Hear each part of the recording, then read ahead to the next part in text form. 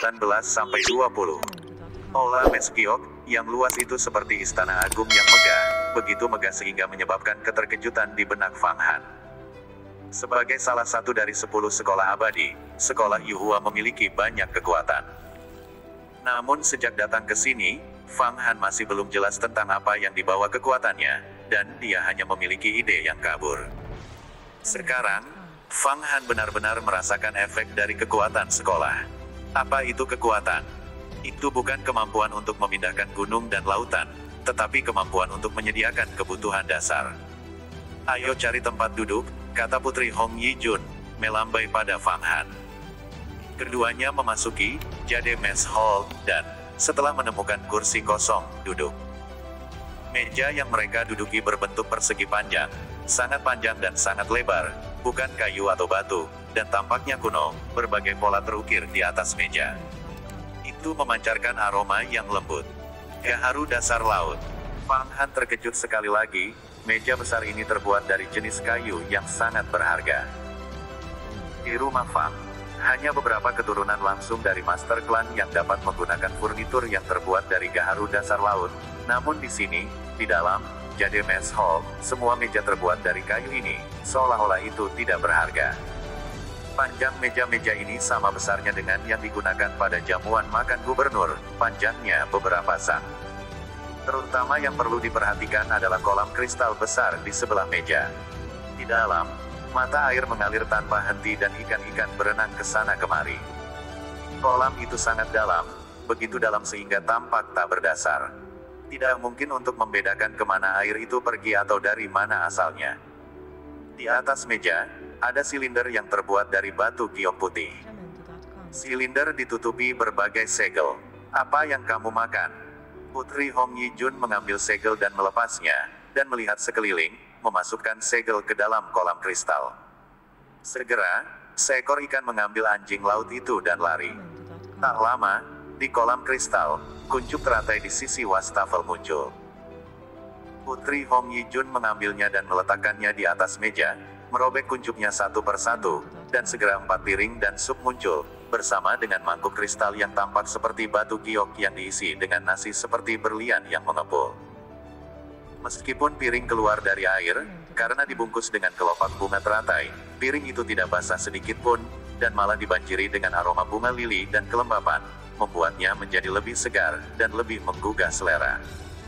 Apapun yang ingin Anda makan, lemparkan segel itu ke dalam kolam kristal, dan setelah beberapa saat, teratai akan mengapung. Makananmu akan ada di dalamnya. Hong Yi mengatupkan sumpitnya. Sumpit ini juga terbuat dari batu giok, diukir dengan indah dan hijau, membuat orang ingin menggigitnya untuk mencicipi rasanya. Benar-benar ajaib. Fang Han meniru Hong Yi, juga mengambil segel makanan ajaib, dan menjatuhkannya ke kolam kristal, di mana ikan lain mengambilnya dan berenang menjauh. Tak lama, kira-kira waktu yang dibutuhkan untuk membakar setengah batang dupa, kuncup teratai yang mirip dengan Hong Yi melayang. Dia mengambilnya, merobeknya, dan beberapa hidangan yang sangat halus muncul di depannya. Menggigit, wewangian segera memenuhi mulutnya, dan dia tidak bisa tidak melahap piring, benar-benar membersihkan beberapa piring makanan. Baru saat itulah dia merasa puas. Menu sekolah Yuhua dianugerahkan oleh Yang Abadi, dan merupakan yang terbaik untuk memelihara tubuh seseorang. Apalagi setelah menjalani proses memasak Xianqi, 5Qi Immortal Pot, kotoran-kotoran tersebut hancur sementara nutrisinya tertahan, sehingga nyaman di perut. Dengan demikian, memasuki sekolah Yuhua dan menjadi murid pelataran luar adalah sesuatu yang diimpikan oleh banyak praktisi kuat. Meskipun kamu adalah praktisi yang kuat, sopan santunmu sangat buruk. Menyaksikan Fang Han melahap makanannya, Hong Yi tertawa, sepertinya mengingatkan pada bunga yang sedang mekar. Praktisi kuat macam apa yang saya anggap, saya hanyalah orang kecil yang memiliki kesempatan, kata Fang Han, mulutnya penuh, membuat kata-katanya teredam. Akhirnya aku menemukan kalian. Pada saat ini, seseorang buru-buru berjalan dan duduk. Itu adalah Earl of Zhen Yuan, Liu Kang. Apakah kamu sudah makan? Tanya Fang Han. Aku sudah makan. Saya datang untuk mencari kalian karena saya mendapat beberapa informasi. Saya pikir kita harus mendiskusikannya. Liu Kang mengayunkan tangannya, melihat sekeliling, dan akhirnya berkata dengan suara pelan, "Saya baru saja menerima berita bahwa negara bulan biru yang terletak di gurun Hanhai baru-baru ini menderita beberapa serangan oleh bandit yang kuat. Dengan begitu banyak korban, Ratu Negara Bulan Biru memutuskan untuk mengirim permintaan bantuan ke sekolah Yuhua. Ada kemungkinan bahwa sekolah akan menyuruh kita pergi dan membantu memusnahkan bandit gurun ini." Bandit gurun apakah sekuat itu? Jelas bahwa Hong Yi ragu, negara bulan biru sangat kuat dan makmur. Meskipun populasinya tidak setingkat kerajaan besar, masih ada jutaan dari mereka. Juga, mereka memproduksi Sky Blue Emery Steel dan memiliki banyak senjata kompleks. Kuda darah biru mereka bahkan lebih kejam daripada kuda kita yang berharga, dan masing-masing orang mereka berlatih seni bela diri. Mereka memiliki ahli yang tak terhitung jumlahnya, dan bandit gurun akan lari saat melihat mereka. Kali ini, laporan itu benar. Saya mendengar beberapa murid pelataran dalam mendiskusikannya dan menerima informasi yang sama dari ayah saya. Bercampur di antara para bandit gurun itu adalah beberapa iblis bawah tanah. Lebih buruk lagi, tampaknya ada murid sekte iblis dan klan iblis yang diam-diam mengendalikan mereka. Semakin banyak Liu Kang berbicara, semakin pelan suaranya. Rumor mengatakan bahwa sekte iblis dan klan iblis mengingini wanita cantik, kuda berharga, mineral, kekayaan, dan berbagai harta di negeri bulan biru. Ternyata ada juga beberapa urat emas hitam di bumi. Dengan demikian, mereka menghasut beberapa kelompok besar bandit gurun. Mereka juga memasok mereka dengan senjata sihir. Mereka ingin memusnahkan negara sekaligus. Jika tidak, mereka akan mengganggu sekolah Yuhua kita. Rumor mengatakan bahwa pengadilan tetua telah memerintahkan beberapa murid sejati untuk pindah, dan sedang mempertimbangkan untuk memilih beberapa murid pelataran luar untuk pergi keluar dan berlatih. Jika seseorang memenggal salah satu kepala bandit tingkat tinggi atau salah satu jenderal iblis dari iblis bawah tanah, dan membawa kepala mereka kembali, mereka akan memenuhi syarat untuk berpartisipasi dalam penilaian murid dalam. Apa? Kualifikasi untuk mendapatkan tempat di penilaian murid pelataran dalam. Mata Hong Yi berbinar. Jika seorang murid pelataran luar ingin dipromosikan menjadi murid pelataran dalam, seseorang harus memenuhi syarat untuk mendapat tempat dalam penilaian. Sama seperti bagaimana agar orang biasa menjadi murid pelataran luar, bukan apakah Anda bisa mengalahkan Godly Strength Puppet, tetapi mendapatkan rekomendasi tempat untuk menghadapinya terlebih dahulu. Jika Fang Han tidak menerima tanda tangan Fang Qingsui, bahkan jika dia telah berlatih ke tingkat ke-10, transformasi dewa, dia tidak akan bisa menjadi murid pelataran luar dan menikmati hari-hari seperti ini. Ya, kualifikasi untuk penilaian murid dalam, kata Liu Kang. Aku khawatir kali ini, itu bukan masalah kecil karena ada beberapa urat emas hitam di dalam negara bulan biru. Materi yang diberkati ini dapat diringkas menjadi yang terbaik dari 8 dewa sekolah Yuhua kami, pedang ki emas hitam hebat yang tidak terkekang. Jika kami membiarkan klan iblis mendapatkan materi ini, sekolah Yuhua kami akan menerima pukulan besar. Dengan demikian, pengadilan tetua menaruh perhatian besar pada masalah ini, dan menawarkan total 365 tempat. Di tengah gurun Hanhai ada banyak sekali bandit gurun, manusia, dan kuda, lebih dari ratusan ribu dari mereka. Perang antara dua negara bukanlah masalah kecil. Kekuatan kita bertiga saja tidak cukup, saya khawatir kita harus menemukan beberapa mitra. Kekuatan kita ada di pihak yang lebih lemah, jadi aku sudah menemukan kelompok yang lebih kuat yang bisa kita pinjam kekuatannya, kata Liu Kang, menunjuk ke kejauhan.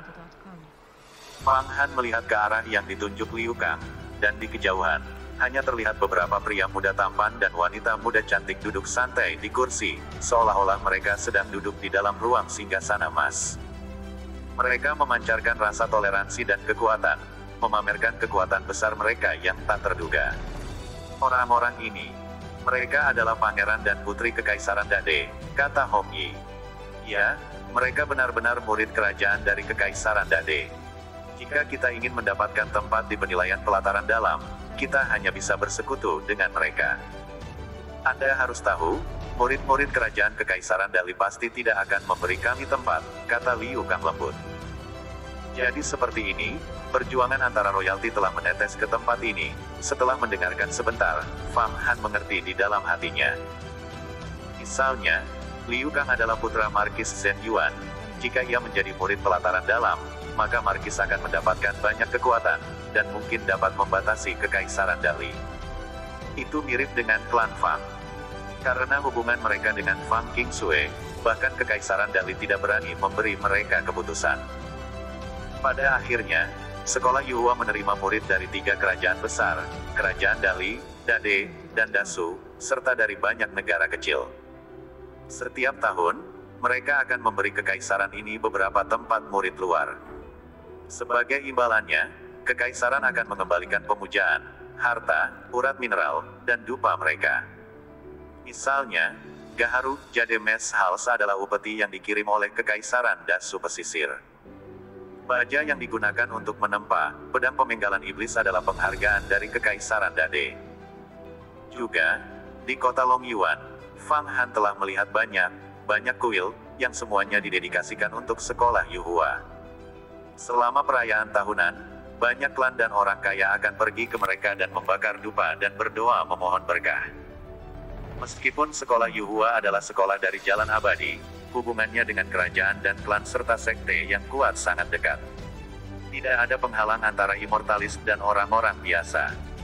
Dari tengah-tengah ratusan ribu murid pelataran luar, orang bisa melihat perseteruan yang terjadi di luar antara berbagai kerajaan, klan, dan bangsawan atas kekuasaan.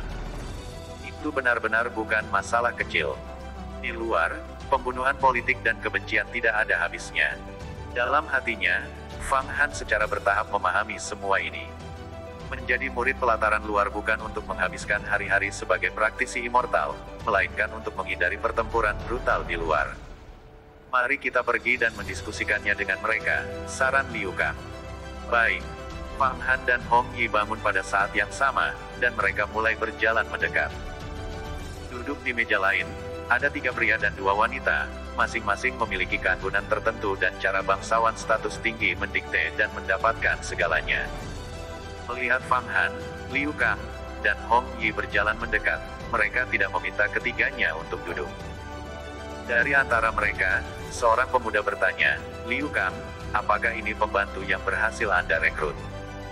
Saya harap mereka bukan orang tidak berguna yang baru saja Anda seret. Mendengar kata-kata pria itu, hati Fang Han menjadi tidak nyaman. Bagaimana aku menjadi orang yang tidak berguna? Hong Yi tidak marah, tetapi kata-katanya tiba-tiba menjadi sangat dingin. Putri Hong Yi Jun, kemampuan pedangmu sangat tinggi, dan menyimpan banyak rahasia.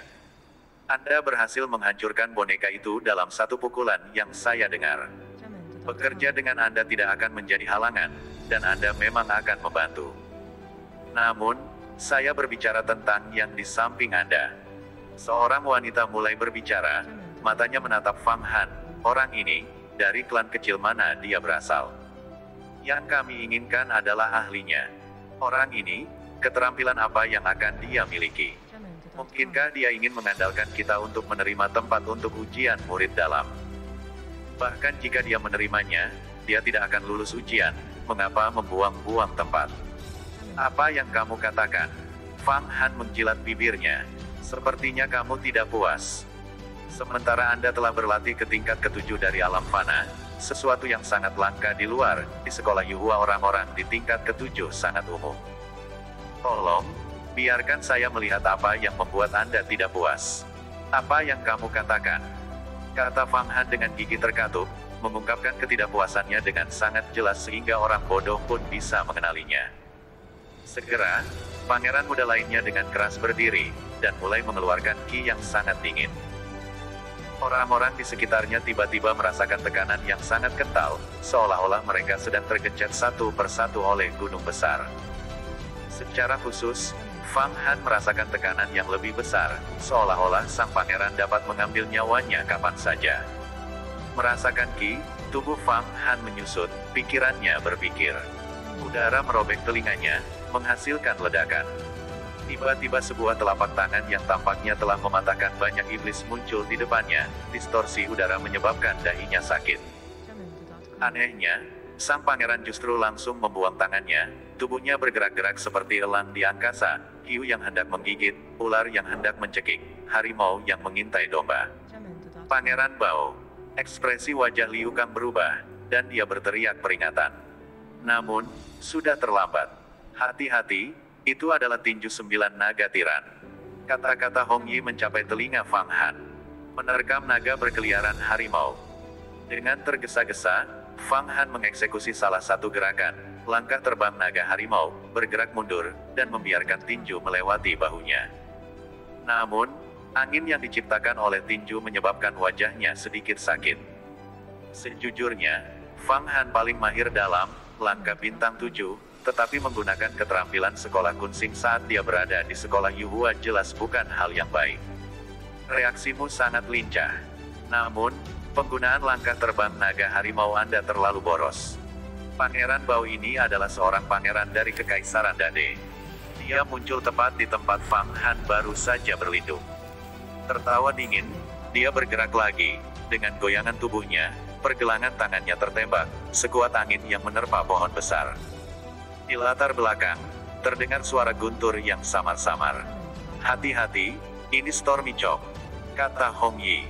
Gerakan orang ini, dia pasti berada di level 8. Saat Fang Han menghindar, tangan Pangeran Bao datang sekali lagi, membawa kekuatan badai, dengan keras memotong Fang Han, seolah-olah dia akan memotong Fang Han menjadi 2. Pangeran Bao terlalu cepat. Gerakan kakinya terlalu bagus. Levelnya jelas satu lebih tinggi dari Fang Han. Saya tidak bisa mengelak. Aku hanya bisa melawannya. Keuntungan saya adalah tulang saya jauh lebih kuat daripada orang biasa. Juga, tingkat pemulihanku berkali-kali lebih tinggi daripada praktisi biasa. Pada saat ini, Fang Han menetapkan pikirannya, dan dia tidak mengelak, mengirimkan telapak tangannya keluar, menggunakan tinju lembut kapas dari Flying Spirit Soft Body Enhancement untuk menyerang tubuh Pangeran Bao. Pertama lembut kemudian keras. Dua metode mengerahkan kekuatan, keras dan lembut, bila digabungkan menghasilkan tinju yang sangat dalam. Kedua tinju bertemu. Fang Han hanya merasakan kekuatan kuat yang ganas, pergelangan tangannya terasa seperti disambar petir. Segera, tangannya mulai mati rasa. Adapun Pangeran Bao, dia telah dipaksa mundur 2 langkah, kejutan melintas di matanya saat dia menyadari kekuatan abnormal tulang Fang Han. Setelah menggoyangkan pergelangan tangannya 2 kali, darah dan qi-nya mulai mengalir dengan lancar lagi, dan pergelangan tangannya tidak lagi mati rasa. Fang Han tidak pernah mengira bahwa lengan dan tangannya sekuat naga, dan mampu menciptakan gelombang besar. Membuka dan menutup tangannya, dia dengan keras kepala mengirimkan serangan ke tenggorokan Pangeran Bao, dan mulai melawan. Kamu melawan. Pangeran Bao mendengus menghina, tubuhnya sedikit membungkuk, tampak seperti pancing raksasa, kedua tangannya seperti mulut hiu, buaya berdarah mengejar mangsa. Kecepatannya sangat cepat, dan dalam sekejap tangannya telah menggigit lengan Fang Han. Segera, orang bisa mendengar suara tulang menggiling, baja patah menjadi 2. Fang Han merasa seolah-olah dia adalah ikan besar yang telah diberi umpan dan dibuang ke air, tidak seimbang. Pangeran Bao mengambil kesempatan ini untuk membuang telapak tangan lainnya. Bo! Fang Han hanya merasakan dadanya memanas dan seluruh tubuhnya mengejang dan terbang, hanya untuk berhenti saat menyentuh tanah. Memancing hiu abadi. Melihat Fang Han dilempar-lempar oleh Pangeran Bao seperti ikan dan dikirim terbang ke tanah, Hong Yi tiba-tiba bergerak dan mendarat oleh Fang Han. Kamu baik-baik saja kan? Tidak masalah. Ada bekas darah di sudut mulut Fang Han. Organ dalamnya baru saja mengalami guncangan hebat, tapi untungnya, mereka sekuat baja. Jika tidak, mereka akan pecah. Pangeran Bao ini satu tingkat di atasku, dan gerakannya bahkan lebih misterius dariku. Saya akan pulang dan berlatih 100 kali dan kembali dan mendorong wajahnya ke tanah. Jika saya tidak melepaskan ini dari punggung saya, Lao Zi bukanlah pria sejati.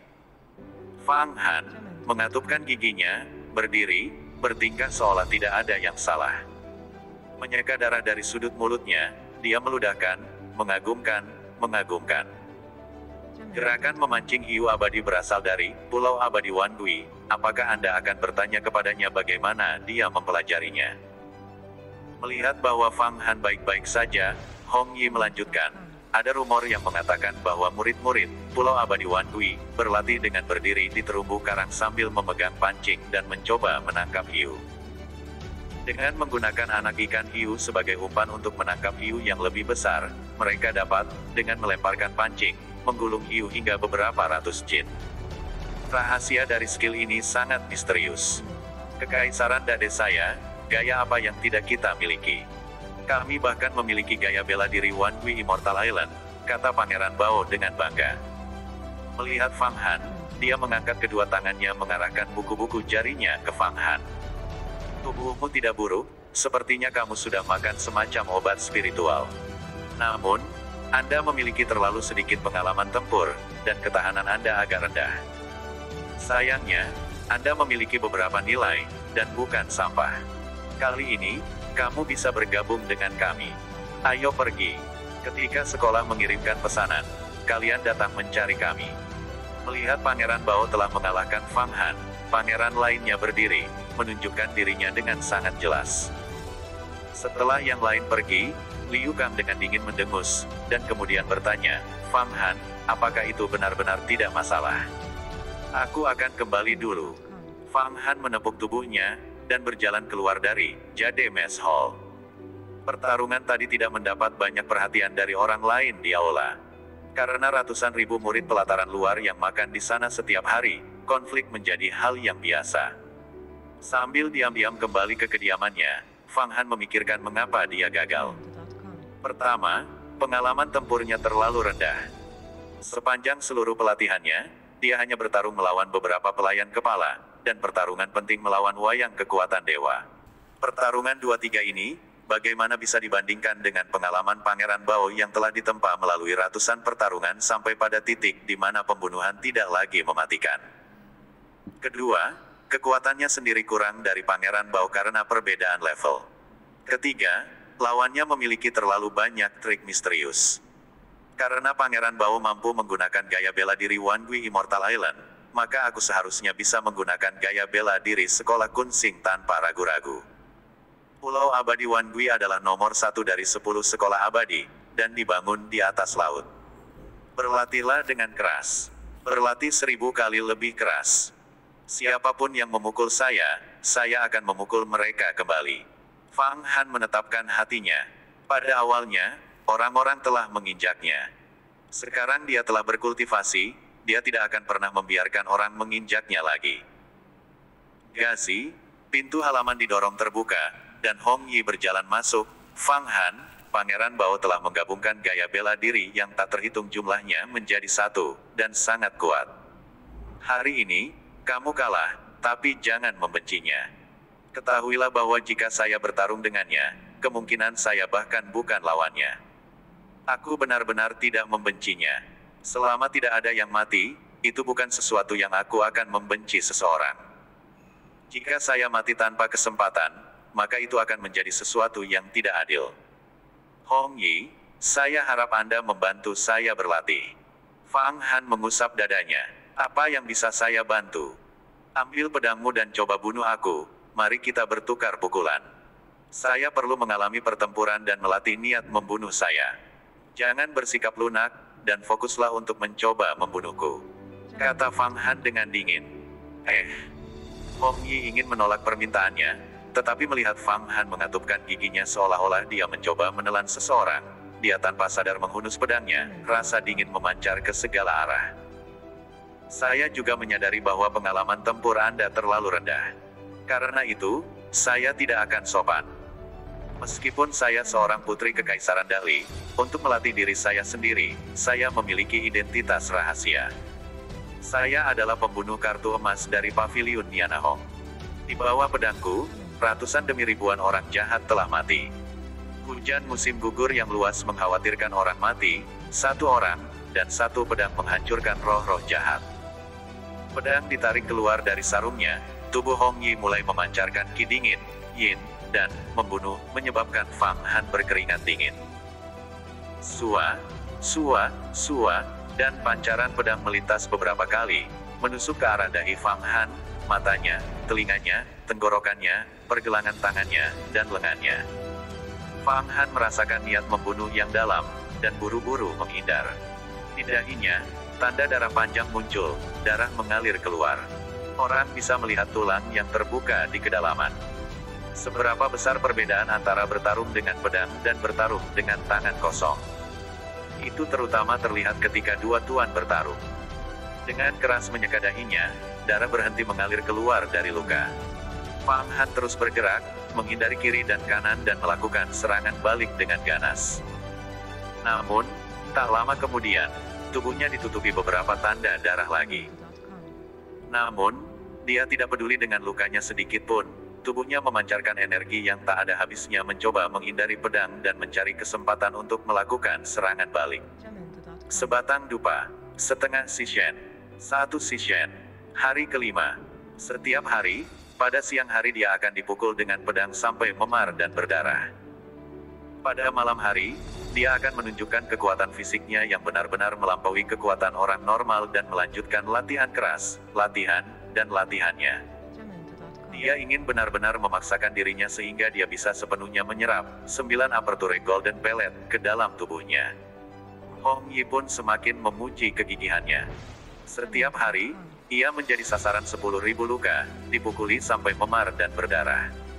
Ini bukan sesuatu yang bisa dilalui siapapun. Hari ke-10 berlalu. Hari ke-15 berlalu. Pembayaran ke-20 berlalu. Akhirnya, malam itu, Fang Han merasakan 9 aperture golden pellet di hatinya meledak dan hancur karena sirkulasi darahnya yang kuat. Pellet itu berubah menjadi sumber panas yang tak ada habisnya melalui tubuhnya, melonjak dan mengaum dan akhirnya menyatu menjadi cahaya keemasan. Cahaya keemasan disimpan di sumsum tulangnya, dan akhirnya sepenuhnya bergabung dengan sumsum tulangnya. Adapun tubuh Fang Han, kulit mati yang telah diiris berkali-kali oleh pedang mulai berjatuhan tanpa henti seperti ular yang berganti kulit. Kulit barunya bahkan lebih keras dan tahan lama. Di bawahnya, tumbuh lapisan membran yang tebal dan tebal. Tubuhnya menjadi penuh dengan kekuatan ledakan yang tak ada habisnya. Akhirnya, saya telah menyempurnakan 9 aperture golden pellet. Itu telah meletakkan dasar bagi saya untuk memiliki fisik terkuat.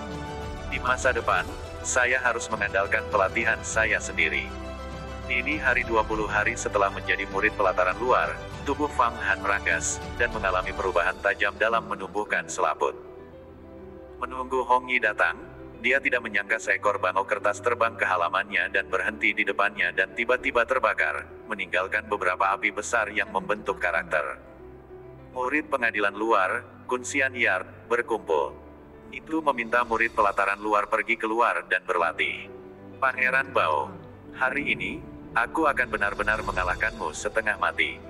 Menggantungkan pakaiannya di atasnya, Fang Han meninggalkan halaman.